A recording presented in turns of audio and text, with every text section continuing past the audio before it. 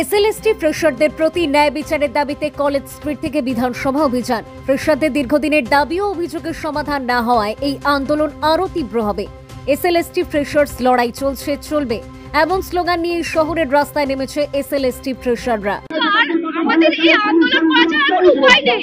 এত যে পড়াশোনা করেছে, বাবা মা এত শিক্ষিত করেছে, এত টাকা দিয়ে, সব থেকে বড় কথা আমার বাবা লোন করে আমাকে বিএড করিয়েছে। সব থেকে কষ্টের কথা এটা, সেই লোন এখনো পর্যন্ত শোধ দিতে পারেনি আমার বাবা।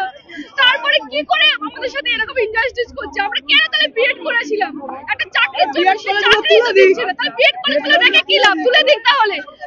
আমার মতো অনেক ক্যান্ডিডেট যাদের বাবা মারা লোন করে বিএড কলেজে ভর্তি করাচ্ছে, তাহলে বিএড করার মানে কি ছিল? যদি 10 বছর এক্সট্রা দিয়ে দেবে আর যদি আমাদের কাট অফ 75 করবে, তাহলে আমরা 70 কি করে আমরা 75 পাবো?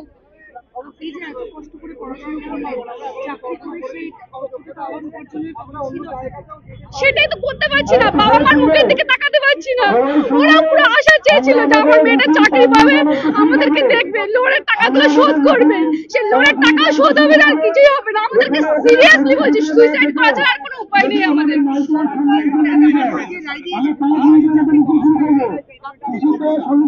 এটা কিসের এটা জাস্টিস করলো কলকাতা হাইকোর্ট?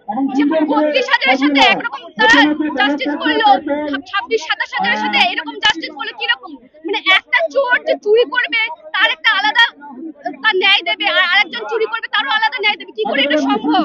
এটা সম্ভব না। যে মার্ডার করবে তার যেমন ফাঁসি হওয়া উচিত, সে আরেকজন যে মার্ডার করবে তারও সে ফাঁসি হওয়া উচিত। কিন্তু এখানে কেসটা উল্টো ঘুরে গেল কেন? হাইকোর্ট জাজমেন্ট দিল অন্যরকম আর সুপ্রিম কোর্ট জাজমেন্ট দিল অন্যরকম। দেখুন, আমরা এর আগে বহুবার আমাদের অবস্থান বিক্ষোভ করেছি এবং আমাদের এই আন্দোলনে নেমেছি। আমরা 2025 সালে যে ফ্রেশার, বঞ্চিত ফ্রেশার আমাদের চাকরি প্রার্থী, আমরা যেখানে 60 নম্বরে লিখিত পরীক্ষায় 60 পেয়েছি, একাডেমিক স্কোরে 10 পেয়েছি, এবং এই 10 পাওয়ার ফলে এবং এই 60 পাওয়ার ফলে অর্থাৎ 70 নম্বরে পরীক্ষা দিয়ে যেখানে কাট অফ হচ্ছে 77, কাট অফ হচ্ছে 75, কাট অফ হচ্ছে 73।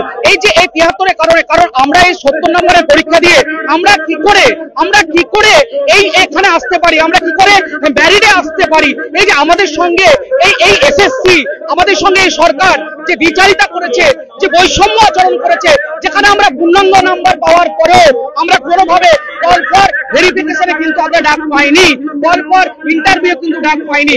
সেই সময় 2016 সালে যে সমস্ত প্রার্থীরা যাদেরকে সুপ্রিম কোর্ট অযোগ্য বলে যাদের প্যানেলটাকে ক্যান্সেল করে দেওয়া হয়েছে, সেই প্যানেলের সেই সমস্ত শিক্ষকদেরকে অতিরিক্ত 10 নম্বর দিয়ে তাদেরকে কিন্তু প্যানেলের একদম সর্বোচ্চ শিখরে পৌঁছে দেওয়া হয়েছে। এর ফলে আমাদের সঙ্গে এই ফ্রেশারদের সঙ্গে কিন্তু বঞ্চনা করা হয়েছে। এই জন্য আমরা কিন্তু এই পথে নেমেছি, কারণ আমাদের মূলত দাবি